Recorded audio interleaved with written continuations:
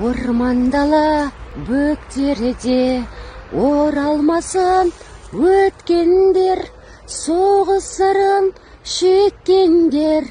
Біз ақ қанат кептерілер, біз ақ қанат кептерілер.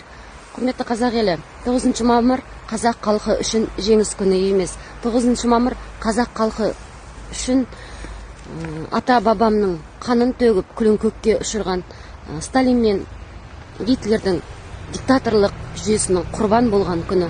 Сол себептен 9 мамыр күні біздің аққанат кептерлеріміз соғыстың зарын шеккен күн болып, ата бабамыздың атын, әруағын еске алу күні.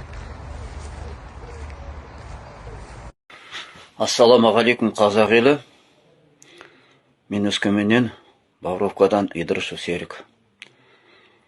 Мына қазіргі еліміздегі 9 майға қарсы айтылып жатқан пікірлерге байланысты өз ойымды айта кетейін деп. Біз кезінде сырдың адамдарымыз. Оны 9 майды жеңіс күні деп тойладық. Өйткені бізге сол кездегі саясат сондай ұғым берді. Кеш түсіндік. Ештен кеш жақсы дейді қазақ айтады.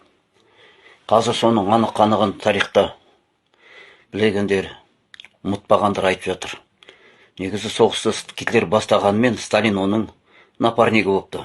Екеуі Европаны бөліп аламыз деп. Ал Сталинді әрбір қазақ жақсы біледі кім екенін. Қазақ халқы үшін кім екенін. Ол қазақ халқын түп тамырымен жойып жүрмекші болып қаншер сатқаны, қырған.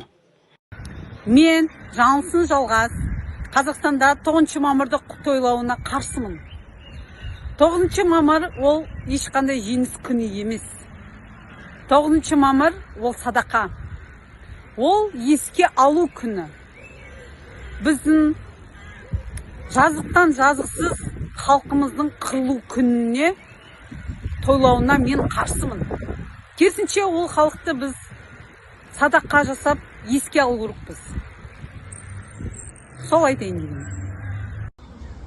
9 мамыр жеңіс күні емес, еске алу күні.